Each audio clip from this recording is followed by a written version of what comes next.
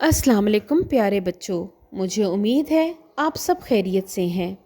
प्यारे बच्चों, आज मैं नए हर्फ की कहानी के साथ आई हूँ। क्या आप कहानी सुनने के लिए तैयार हैं? आज की कहानी है हर्फ चे के बारे में। हर्फ चे के पेट में 3 नुक्ते होते हैं इस तरह, और चे की इब्तदाई आवाज़ होती है च। प्यारे बच्चों, याद रखें, हर्फ चे जीम के ख़ानदान का दूसरा हर्फ है। चलें जीम के ख़ानदान की दोहराई करते हैं। मेरे साथ पढ़िए। जीम, चे, हे, खे। आज हर्फ चे की कहानी की बारी है, तो क्या आप लोग तैयार हैं? चलें कहानी सुनते हैं। चांद ने छतरी पकड़कर जाते हुए रास्ते में चूज़ों और चिड़ियों को चने चुगते हुए देखा। चलें बच्चों, मेरे साथ इन अल्फाज को दोबारा बोलें। चांद, चूज़ा, चिड़िया, चने। दोबारा बोलें। चांद, चूज़ा, चिड़िया, चने। एक दफ़ा दोबारा बोलें।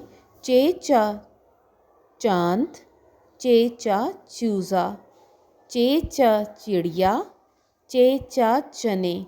क्या आपने गौर किया? इन चारों अल्फाज की इब्तदाई आवाज़ चा है, जो हरूफ तहज्जी के हर्फ चे की इब्तदाई आवाज़ होती है। क्या आप मुझे कुछ और ऐसे अल्फाज बता सकते हैं जिनकी इब्तदाई आवाज़ चा हो? जैसे चूहा और चुकंदर। इन दोनों की इब्तदाई आवाज़ भी चा है। आप अपने इर्द गिर्द से कुछ ऐसे अल्फाज ढूंढिए जिनकी इब्तदाई आवाज़ चा हो और अपने दोस्तों को उसके बारे में बताएं।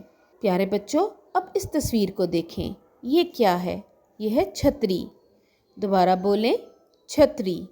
एक दफ़ा दोबारा बोलें, छतरी। प्यारे बच्चों, मुझे बताएं, क्या छतरी की इब्तदाई आवाज़ चा है? जी नहीं, छतरी की इब्तदाई आवाज़ छ है।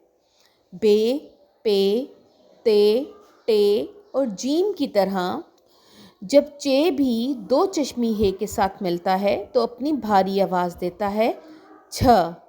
देखिए, यह है छे, छ, छतरी। जिस तरह छतरी की इब्तदाई आवाज़ छ है, इसी तरह छिलका की इब्तदाई आवाज़ भी छ होती है। प्यारे बच्चों, हर्फ चे भी हर्फ जीम की तरह एक असली हर्फ है, जो हमेशा नीचे की लाइनों में लिखा जाता है इस तरह। प्यारे बच्चों, आप हरूफ लिखने, पढ़ने और उनसे बनने वाले अल्फाज सीखते रहें। मैं अगले हर्फ के साथ और अगली कहानी के साथ आपके साथ दोबारा आऊँगी। अपना ख्याल रखें। अल्लाह हाफ़िज़।